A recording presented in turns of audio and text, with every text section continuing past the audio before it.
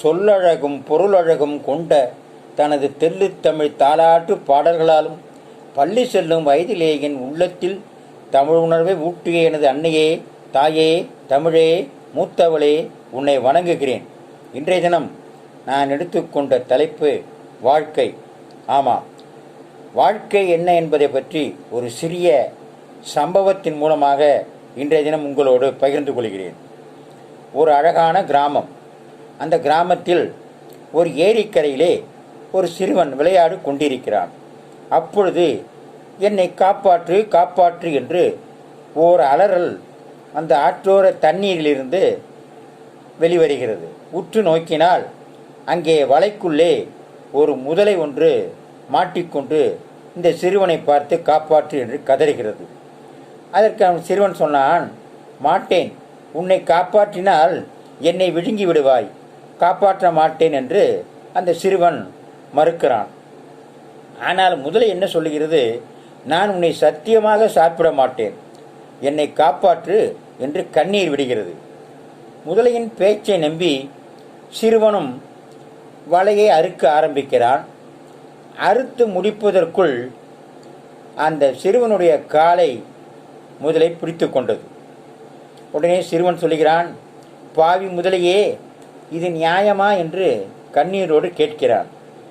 அதற்கென்ன செய்வது, பசி வந்தால் பத்தும் பறந்துவிடும், இதுதான் உலகம், இதுதான் வாழ்க்கை என்று சொல்லிவிட்டு அந்த சிறுவனை முதலை விழுங்க ஆரம்பிக்கிறது. சிறுவனுக்கு சாவது பற்றி கூட கவலை இல்லை. முதலை ஏமாற்றி விட்டதோடு இல்லாமல் நன்றி கெட்ட தனத்தை, இதுதான் உலகம் என்று சொல்வதை அவனால் ஏற்றுக்கொள்ளவே முடியவில்லை. மரத்தில் இருக்கிற பறவைகளை பார்த்தெல்லாம் அந்த சிறுவன் கேட்கிறான், இதுதான் உலகமா? அதற்கு பறவைகள் சொல்லுகிறது, எத்தனையோ பாதுகாப்பாக மரத்தின் உச்சியில் நாங்கள் முட்டையிடுகிறோம், ஆனாலும் பாம்புகள் முட்டைகளை குடித்து விடுகின்றன, அதனால் இதுதான் உலகம் என்று சொல்லுகின்றன. அங்கு மேய்ந்து கொண்டிருக்கும் கழுதைகளை பார்த்து கேட்கிறான், நாங்கள் இளமையாக இருந்த காலத்தில் அதிகப்படியான சுமைகளை சுமக்கச் செய்து எங்களையெல்லாம் அடித்து தொல்லை கொடுத்து சக்கையாக வேலை வாங்குகிறார்கள், எங்களுக்கு வயதாகி நடை தளர்ந்தவுடன் தீனி போட முடியாது என்று விரட்டி விடுவதால் முதலை சொல்வது சரிதான் என்று அந்த கழுதைகளும் சொல்லுகின்றன. அங்கு மேய்ந்து கொண்டிருக்கின்ற ஆடுகளை எல்லாம் சிறுவன் கேட்கிறான், எங்களுக்கு இறை போட்டு வளர்ப்பவர்களே எங்களை இரையாக்கி கொள்வதால் முதலை சொல்வது சரிதான் என ஆமோதிக்கிறான். கடைசியாக அந்த சிறுவன் ஒரு முயலை பார்த்து கேட்கிறான், இதுவல்ல உலகம், முதலை பிதற்றுகிறது என முயல் சொல்ல முதலைக்கு கோபம் வந்து விடுகிறது. சிறு முயல், உனக்கு என்ன தெரியும் என்று முதலை அந்த முயலை பார்த்து சத்தமிடுகிறது. நீ பேசுவது சரியாக புரியவில்லை, தெளிவாக பேசு என்கிறது முயல். காலை விட்டால் சிறுவன் ஓடிவிடுவான் என்ற முதலையை பார்த்து முயல் பெரிதாக சிரித்தது. உன் வாளை வைத்து அவனை அடித்துவிட முடியாதா? ஒரே அடியில் அவனை வீழ்த்திவிட முடியும் உன்னால் அப்படின்னு அந்த முயல் சொன்னோன்ன கர்வத்தோடு அந்த முதலை காலை விட்டுவிட்டு இதுதான் உலகம் என பேச துவங்கியது. முயல் சிறுவனை பார்த்து, நிற்காதே, ஓடிவிடு ஓடிவிடு என்றது. சிறுவன் ஓடிவிடுகிறான். வாளால் அடித்து விடலாம் என நினைத்த முதலைக்கு ஏமாற்றமாக போய்விடுகிறது. வலையில் சிக்கி இருக்கும் வால் பகுதியை விடுவிப்பதற்குள் சிறுவனை பிடித்தது நினைவுக்கு வருகிறது. கோபத்துடன் முயலை பார்க்க, புரிந்ததா, இதுதான் உலகம், இதுதான் வாழ்க்கை என்கிறது முயல். தப்பி ஓடிய சிறுவன் கிராமத்தினரை அழைத்து வர அவர்கள் முதலையை கொன்று விடுகிறார்கள். சிறுவனோடு வந்த வளர்ப்பு நாய் புத்திசாலி முயலையை பாய்ந்து பிடிக்கிறது. சிறுவன் காப்பாற்றுவதற்குள் முயலை நாய் கொன்று விடுகிறது. உயிராக வளர்த்த நாய்தான் என்றாலும் உயிரை காப்பாற்றிய முயலை கொன்றுவிட்டதை அவனால் சகித்து கொள்ள முடியவில்லை. கல்லெடுத்து எரிந்து நாயை விரட்டி விடுகிறான். உதவி செய்தவர்களுக்கு உபத்திரம் ஏற்படுவதும் நேசித்தவர்களையே வெறுக்க நேரிடுவதும் அவனை குழப்பி விடுகிறது. இதுதான் உலகமா, இதுதான் வாழ்க்கையா என்ற கேள்விக்கு பதில் சொல்வார் யாருமில்லை. முன்னுக்கு பின் முரணானதாகும் எதிரும் புதிருமான நிகழ்வுகள்தான் வாழ்க்கை. அடுத்த நொடிகளில் நடக்க இருப்பது அதிர்ச்சிகளா ஆச்சரியங்களா என அறிய முடியாமல் இருப்பதுதான் வாழ்க்கையின் சுவாரஸ்யம். வாழ்க்கையை புரிந்து கொள்ள முடியாது, புரிய வைக்கவும் முடியாது. எதிர்வருவதை எது நடந்தாலும் ஏற்றுக்கொண்டு முன்னேறுவதுதான் வாழ்க்கை. இனி இன்றைய தினம் ஒரு கொசுருக்கு போயிடுவோம். இந்த கொசுரு ஒரு ஆன்மீக கோயிலை பற்றி உள்ளது. அதாவது கோயம்புத்தூர் அருகே உள்ள பட்டீஸ்வரம் அப்படிங்கிற சிவன் உரைகின்ற ஊரில் நீங்கள்லாம் நினைச்சே பார்க்க முடியாத அளவுக்கு 5 அதிசயங்கள் அங்கே நடக்குது. உலகில் கடவுளின் திருவிளையாடல்கள் எல்லா கடவுள்களும் நிகழ்த்தும் அற்புதங்கள் என நிறைய விஷயங்களை நாம் கேள்விப்பட்டிருப்போம், புராணங்களிலும் படித்திருப்போம்.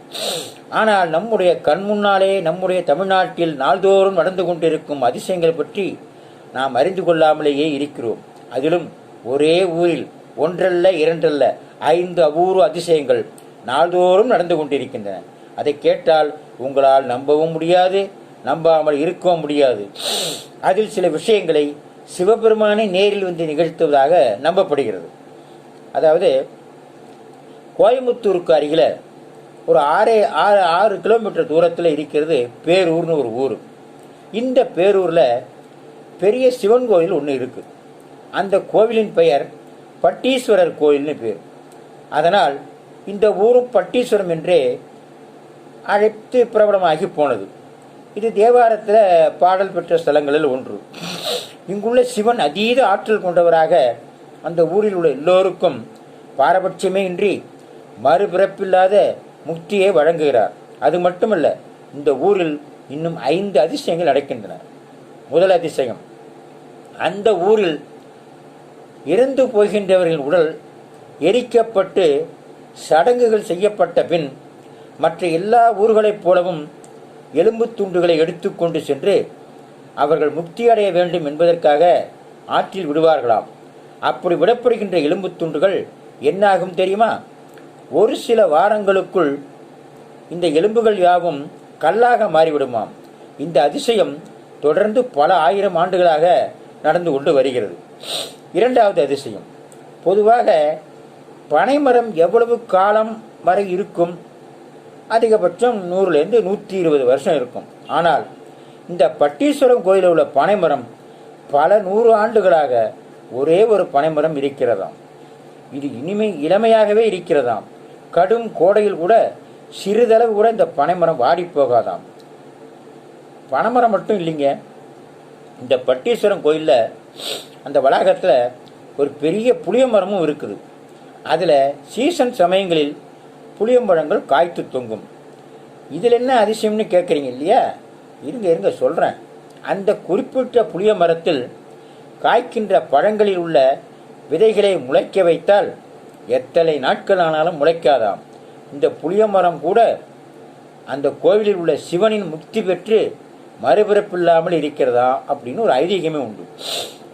நாலாவது, பட்டீஸ்வரம் கோயிலை சுற்றியுள்ள மக்களுடைய ஆடு மாடுகள் கோவில் வளாகத்துக்குள் மேய்ந்து கொண்டிருக்கும். அப்படி மேய்ந்து கொண்டிருக்கையில் அவை சாணங்கள் போட்டால் அவை எத்தனை நாட்கள் ஆனாலும் அப்படியே இருக்கும். கோடை காலத்தில் அவை காய்ந்து போகுமே தவிர மழை காலம் மற்றும் குளிர்காலத்தில் அந்த சாணம் ஈரமாக இருக்கும் சமயங்களில் அந்த சாணங்கள் புழுத்து போகவே போகாதாம். அந்த சாணங்களில் புழு உற்பத்தியே ஆகாதாம். மேலே சொன்ன 4 அதிசயங்களை கூட சொன்னால் உங்களுக்கு சிரிப்பு வரலாம். ஆனால் இப்போ 5வது அதிசயத்தை கேட்டால் உங்கள் உடலெங்கும் நிச்சயம் சிலிர்த்து போகும். இந்த பேரூரில் உயிரினங்கள் மற்றும் மனிதர்கள் யார் இறந்து போனாலும் அவர்களுடைய வலது காது தூக்கியபடியே இருக்குமா. இறப்பவர்கள் எல்லோருக்கும் எப்படி ஆகும் என்று நீங்கள் கேட்கலாம். ஆனால் காலங்காலமாக இந்த ஊரில் இறப்பவர்கள் எல்லோருடைய வலது காதும் தூக்கியபடிதான் இறந்து போகிறார்களாம். இதற்கான காரணம் என்னவென்று தெரியவில்லை. ஆனால் இந்த ஊரில் இறந்து போகின்றவர்கள் அனைவரும் மறுபிறப்பில்லா ஒரு முக்தியையே அடைவார்களாம். ஏனென்றால் இறந்து போகின்றவர்களின் காதில் சிவபெருமானே நேரடியாக நமச்சிவாய என்ற அந்த மந்திரத்தை சொல்லி மறுபிறப்பே இல்லாத ஒரு முக்தியை வழங்குவதாக ஒரு ஐதீகம் உண்டு. அதனால் அவருடைய வலது காது தூக்கியே இருக்கிறதாம். அவர்கள் இறந்து போனாலும் நிச்சயமாக முக்தியைத்தான் அடைவார்களாம். இந்த அதிசயங்களை தினந்தோறும் நடத்தும் இடம்தான் கோயம்புத்தூர் அருகில் உள்ள பேரூர் பட்டீஸ்வரம் திருக்கோயில். முடிந்தவர்கள் சென்று தரிசிக்கலாம். இதை லைக் செய்யுங்கள், ஷேர் செய்யுங்கள், சப்ஸ்கிரைப் செய்யுங்கள். கட்டாயமாக யூடியூபில் போய் பாருங்கள். மீண்டும் ஒரு தலைப்போடு நாளை சந்திக்கிறேன். நன்றி, வணக்கம்.